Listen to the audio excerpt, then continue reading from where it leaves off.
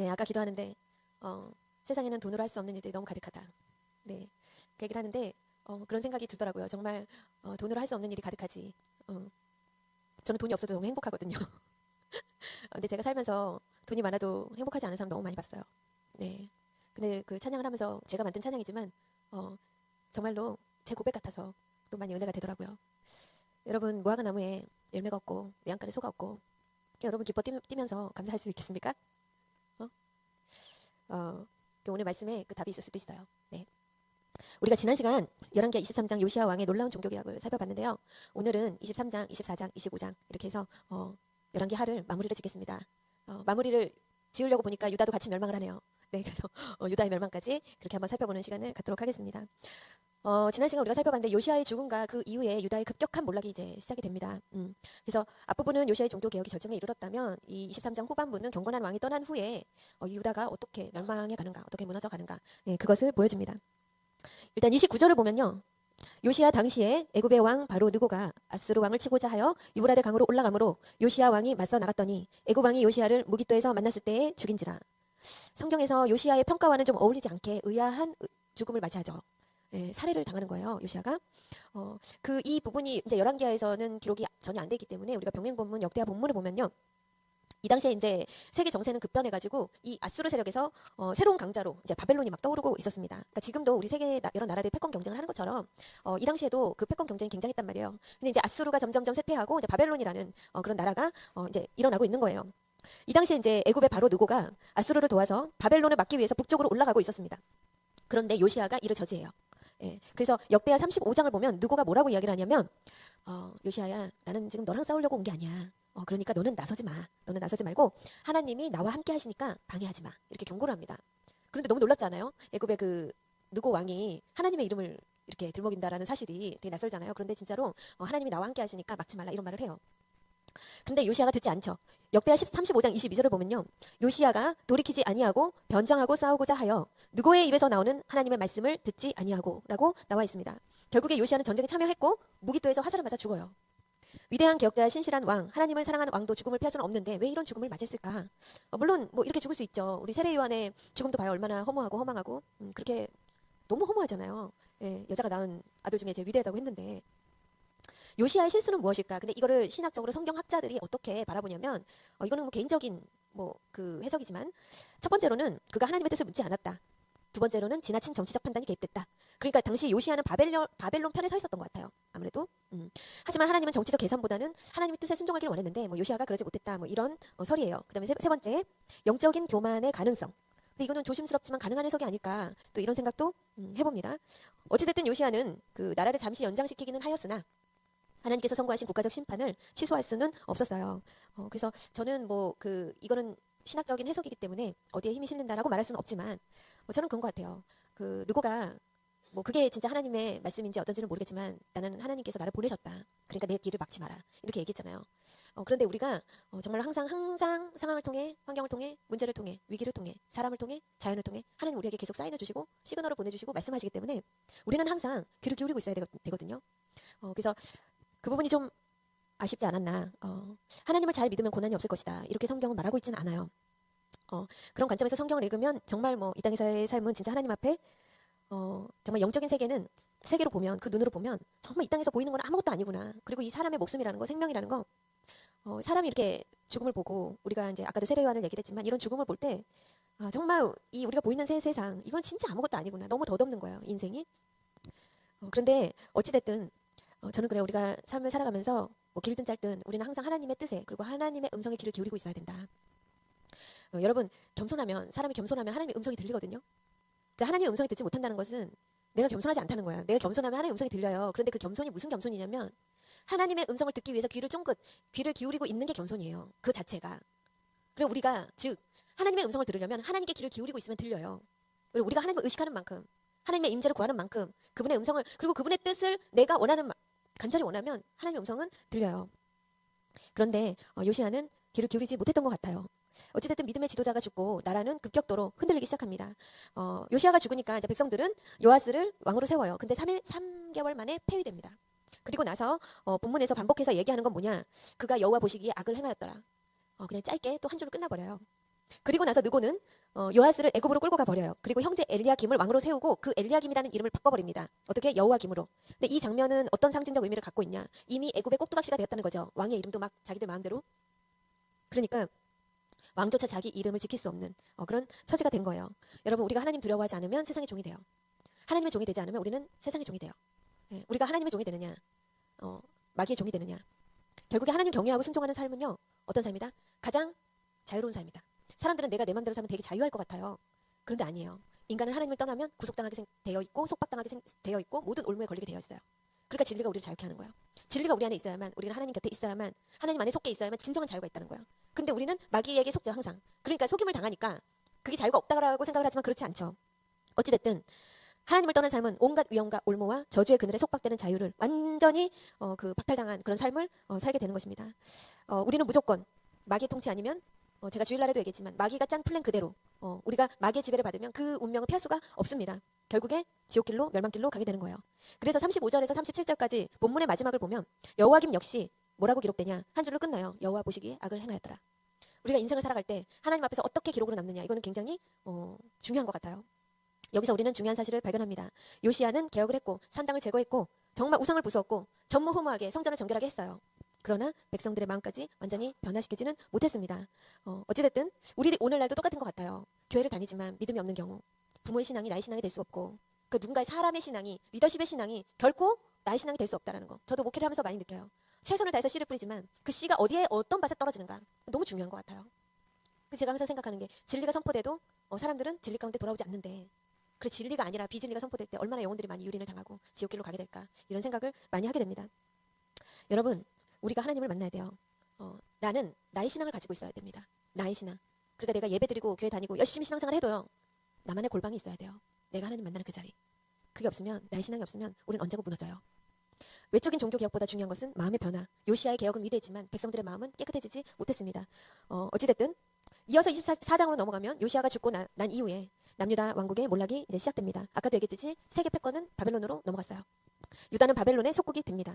문제는 그런데 정치가 아니에요. 본문은 나라가 망하는 이유를 이렇게 설명합니다. 열왕기하 24장 3절을 보니까, 이 일이 유다의 임함은 곧 여호와의 말씀대로 그들을 자기 앞에서 물리치고자 하심이니. 그러니까 하나님은 바벨론 때문이 아니라 너희들의 죄 때문에 너희들은 망하는 거야, 이렇게 이야기를 해요. 여러분, 오늘날도 마찬가지입니다. 사람들은 경제 때문이라고 말을 해요. 정치가 잘못됐다, 정치가 썩었다, 뭐 이렇게 말을 합니다. 혹은 환경 때문이라고 말을 해요. 그런데 여러분, 세상 만사 통치의 주관자는 하나님의 뜻이에요. 여기도 계속 전쟁이 일어나고 그 정말 오늘날과 별반 다르지 않는 그 패권 경쟁이 엄청났단 말이에요. 그런데 성경이 계속 기록하고 있는 것은 그 가운데 하나님의 역사가 있고 하나님의 통치가 있고 모든 주권 하나님께 있다는 거예요. 여러분, 어떤 한 나라가 흥하는 거, 어떤 한 나라가 망하는 거, 여러분 그 사람이 한다고 생각하세요? 그럼 그 사람을 세우는 사람은 누군데? 어떤 한 나라가 흥하고 어떤 한 나라가 망하는 것은 하나님의 뜻이에요. 여러분, 그렇게 따지면 어떤 한 사람이 흥하고 어떤 한 사람이 멸망한다? 누구의 뜻? 하나님의 뜻이에요. 여러분들의 눈에는 지금 이란과 미국과 이스라엘의 전쟁이 트럼프가 한다고 생각하세요? 절대 아닙니다. 절대 아니에요. 여러분, 우리가요, 기도를 해도 하나님의 뜻을 알고 기도하는 거랑 하나님의 뜻을 모르고 기도하는 건 엄청난 차이가 있습니다. 엄청난 차이가 있어요. 천지 차이. 여러분, 예수님은 하나님의 뜻을 알고 기도했어요? 모르고 기도했어요? 예수님은 십자가에 달리고 싶지 않다고 자신의 솔직한 기도를 하나님께 올려드렸음에도 불구하고 예수님은 하나님이 자신을 향한 뜻을 정확히 알고 있었습니다. 십자가를 모르고 기도한 게 아니라, 모르고 당한 게 아니라 예수님은 다 알고 하나님의 뜻을 알고 기도했어요. 여러분, 우리가 기도라는 것도요, 깊이가 다 달라요. 그런데 여러분들이 기도를 할 때 하나님의 뜻을 깊이 알고 기도하는 거 있잖아요. 그런 깊이 기도하는 사람만이 알 수 있어요. 우리는 입버릇처럼 이야기해요. 하나님 뜻을 알고 싶습니다. 하나님 뜻대로 기도하고 싶어요. 하나님 뜻대로 살고 싶어요. 그런데 기도는 깊이 안 해. 하나님의 뜻을 깊이 물어보세요. 우리 하나님 너무 잘 가르쳐 주시는데, 하나님의 뜻을 알고 기도하면 무엇이 일어난다? 역사가 일어난다. 능력이 일어난다. 여러분, 기도에 왜 능력이 없어요? 깊이 기도하세요. 하나님의 뜻을 물으세요. 하나님의 뜻을 모르고 기도하는 성도님들이 너무 많다. 여러분, 기도, 제가 아까도 얘기했지만 우리는 나만의 기도의 굴이 있습니다. 그 골방에 가서 기도를 하셔야 돼요. 네, 그래야지만 우리 아버지의 뜻을 알 수 있습니다. 열왕기하 24장 3절을 보니까요, 그들을 자기 앞에서 물리치고자 하심이니 라고 나와요. 요시야 이후에 여호와김은 바벨론을 배반했다가 심판을 자초하고요, 여러 나라의 침공을 받게 됩니다. 그리고 여호와기는 짧은 통치 후에 항복하면서 왕족과 귀족, 기술자들이 바벨론으로 끌려가요. 열왕기하 24장 9절을 보니까 여호야긴이 그의 아버지의 모든 행위를 따라서 여호와께서 보시기에 악을 행하였더라. 이 여호야긴은 3달밖에 통치를 못했어요. 예, 고작 3달 통치했는데 바벨론의 2차 침공을 받아서 항복하고 포로로 끌려가게 됩니다. 이때 성전의 모든 보물과 성전의 모든 보물들이 그 왕궁의 모든 보물들이 약탈을 당해요. 그리고 예루살렘의 엘리트 계층 10,000명이 포로로 끌려갑니다. 이스라엘이 삶의 예배를 잃어버리고 하나님을 잃어버렸을 때 하나님은 눈에 보이는 화려한 성전 보물과 그들의 아끼는 그런 모든 것들을 아주 심판의 불길에 그냥 던져버리시는 것을 우리가 볼 수 있어요. 그래서 본문 14절에는 비천한 자 외에는 그 땅에 남은 자가 없었다. 그러니까 비천한 자만 남았다라는 것은 그 나라를 이끌고 갈 수 있는 강한 자, 엘리트, 지식 있는 자들이 없었다라는 거예요. 너무 슬픈 것 같아요. 아름답고 견고한 성, 하나님 택한 나라, 그 예루살렘 어쩌다가 이렇게 됐나. 다윗이 그토록 사모했던 성전, 아름다운 성전. 정말 그렇게 모든 나라가 와서 조공을 바칠 정도로 그렇게 강대했던 정말 그런 이스라엘이 정말 이런 꼴로 무너진다는 것이 너무나 안타깝죠. 그런데 여러분, 유다는 이미 수십 년 동안 경고를 받았어요. 이사야가 경고했고, 미가가 경고했고, 예레미야가 경고했고, 정말 수많은 선지자가 예루살렘에 외쳤고 이스라엘 백성들에게 외쳤습니다. 너무 그 기회가 너무 많았고 너무 길었어요. 그런데도 불구하고 듣지 않았습니다. 여러분, 우리 따라해 봅시다. 듣지 않음이 멸망이다. 여러분, 우리는 하나님 음성 듣지 않으면 하나님 말씀 우리에게서 멀어지면 우리는 멸망이에요. 이렇게 화려하고 이렇게 아름다웠던 이렇게 잘 나갔던, 그래서 저는 듣지 않으면 멸망의 지름길이다. 하나님의 심판은 어느 날 갑자기 떨어지는 벼락이 아니다. 예. 우리 하나님은요, 되게 오래 계수하세요. 우리의 죄악도, 그리고 우리의 겸손도, 우리의 인내도 정말 오래. 그래서 사람들이 여기서 지쳐서 다 떨어져 나가. 그런데 진짜 믿음은 인내로 이루는 것인데, 여러분, 제가 항상 이야기하잖아. 더 이상 안 될 때까지 내 한계를 넘어서, 아니야 이거 진짜 한계야. 한계의 비등점, 그 임계점을 넘어서 우리 하나님 어느 날 갑자기 문을 열어요. 그런데 이 문을 열면 닫을 자가 없어. 그런데 이 문을 열기까지는 너무 힘들어. 그런데 저주도 마찬가지예요. 하나님 참고 또 참고 안 와. 예수님 안 오는 것 같아. 근데 여러분, 벼락같이 오십니다. 멸망도 벼락같이, 축복도 벼락같이. 여러분, 그래서 우리 하나님 무엇을 보신다? 우리의 믿음을 보신다. 그리고 무엇을 베푸신다? 자비를 베푸신다. 여러분, 오랫동안 회개의 기회를 주신 후에, 그런데 많은 사람들이 하나님의 침묵을 봐주는 걸로 알아요. 그리고 하나님의 침묵을 허락으로 착각해요. 하나님 말씀을 농담처럼 여겨요. 허락하신 것처럼. 절대 아니에요. 그래서 열왕기하 마지막 20절, 24장 20절을 보니까 여호와께서 예루살렘과 유다를 진노하심이 그들을 그 앞에서 쫓아내실 때까지 이르렀더라. 이거를 현대인의 성경으로 번역을 한 걸 제가 다시 가져와 봤어요. 그래서 여호와께서는 예루살렘과 유다 백성에게 노하셔서 결국 그들을 자기 앞에서 추방해 버렸다. 여러분, 하나님은 추방하시는 하나님, 내쫓으시는 하나님, 물리치시는 하나님, 대적하시는 하나님, 이거를 성도들이 몰라요. 그래서 하나님을 두려워하지 않아요. 여러분, 하나님은요, 우리를 내쫓는 하나님이시기도 합니다. 어떨 때? 유다 백성에게 그대로 하잖아요. 여러분, 하나님 우리를 내쫓으실 수 있습니다. 그 사랑 많으신 자비로우신 한 영혼, 천하보다 귀하게 여기시는 하나님, 그래도 내가 너를 추방한다. 내가 너를 물리친다. 내가 너를 내쫓는다. 내가 너를 가까이 두고 싶지 않아. 저리 가. 하나님이 내쫓는 자들 있다. 창세기 3장 24절. 이같이 하나님이 그 사람을 쫓아내시고 인류의 첫 추방, 아담과 하와는 추방당했습니다. 창세기 4장 14절. 주께서 오늘 이 지면에서 나를 쫓아내시온즉, 하나님이 가인을 추방했어요. 내쫓으셨어요. 사무엘상 16장 1절. 내가 사울을 버렸대요. 하나님 버리실 수 있습니다. 여러 번 회개의 기회를 줬지만 끝까지 불순종했어요.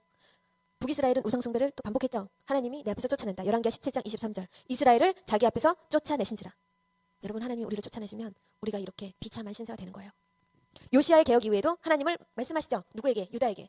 열왕기하 23장 27절. 내가 이스라엘을 물리친 것 같이 유다도 내 앞에서 물리치며. 마태복음 7장 23절. 불법을 행하는 자들아 내게서 떠나가라. 심지어 예수님마저도 불법을 행하는 자들 내가 내쫓는다. 요한계시록 마지막 경고 속에서 새 예루살렘 밖으로 내쫓기는 자들이 얼마나 많습니까? 얼마나 많은지 몰라요. 여러분, 하나님은요, 성경은요, 하나님 단순히 싫어하신다, 이런 정도가 아니라 내가 너를 대적할 거야. 내가 너를 내쫓을 거야. 내가 너를 추방할 거야. 너 보기 싫어. 저리 가. 물리쳐. 우리 하나님은 이럴 수 있는 하나님이에요. 성경에서 이거를 말해줍니다. 야고보서 4장 6절. 하나님이 어떤 자를 물리치신대요? 교만한 자를 물리치신다. 베드로도 동일한 말씀을 인용합니다. 베드로전서 5장 5절. 하나님은 교만한 자를 대적한다. 그냥 물리치는 정도가 아니라 너는 나의 원수야. 대적한대요. 얼마나 끔찍하고 얼마나 무서운 말씀이에요. 여러분, 교만이 뭘까요? 교만, 하나님의 말씀을 멸시하는 거. 여러분, 이 멸시가요, 다른 게 막 멸시가 아니에요. 하나님 말씀 들었는데 그거를 되게 가볍게 여기잖아요. 그게 멸시예요. 그리고 여러분, 이 땅에 수많은 크리스찬이라고 하는 사람들이 하나님 말씀대로 안 사는 사람 너무 많잖아요. 그게 멸시예요. 하나님 말씀 가볍게 여기고 농담처럼 여기고 그냥 교회 가면 듣는 말, 항상 저 말이 저 말이고. 여러분, 하나님은요, 하나님의 말씀을 늘 두려워하며 경외함으로 받기를 원하세요. 하나님이 우리를 대적하고 내쫓고 물리친다. 이거는 너무 비극이에요. 영으로나 육으로나 이거는 그냥 끝난 인생이다. 유다 역시 북이스라엘과 다른 바 없이 비참하게 멸망합니다. 하나님을 떠난 인간이 이렇습니다. 그리고 25장으로 가면 바벨론 군대는 예루살렘 성을 2년간 포위를 해요. 여러분 바벨론 군대가 예루살렘 성을 2년 동안 포위했을 때 그 2년 동안 밖으로 나오지 못한 그 성 안에 갇힌 사람들에게 어떤 일이 일어났을까요? 난리가 났죠. 응? 이렇게 2년 동안 굶어봐요. 그럼 자식 삶아 먹는 거예요. 그런 비극이 이스라엘 안에서. 그래서 이 2년 동안 이 기근을 정말 견디지 못하고 시드기야 왕이 밤중에 도망치다가 잡혀요. 여리고 평지에서 잡혀가지고 두 눈을 뽑히고 그 보는 앞에서 아들들 다 죽습니다. 선지자 예레미야를 통해서 하나님은 끊임없이 뭐라고 얘기하냐? 바벨론에 항복해라. 니들 항복해라. 그런데 우리는 항상 우리 생각으로 선지자 말을 듣지 않는 거예요. 어떤 선지자 말?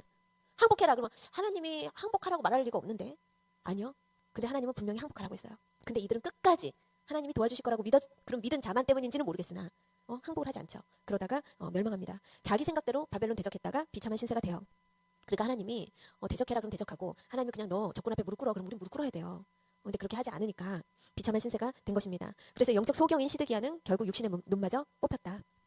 결국 바벨론은요 예루살렘에 들어와서 성전과 왕궁을 불사르고 성벽을 헐어버려요. 그리고 솔로몬 시대에 그토록 공들여서 만들었던 여러분이 잘 아시는 야긴과 보아스 그 기둥을 다 헐어버립니다.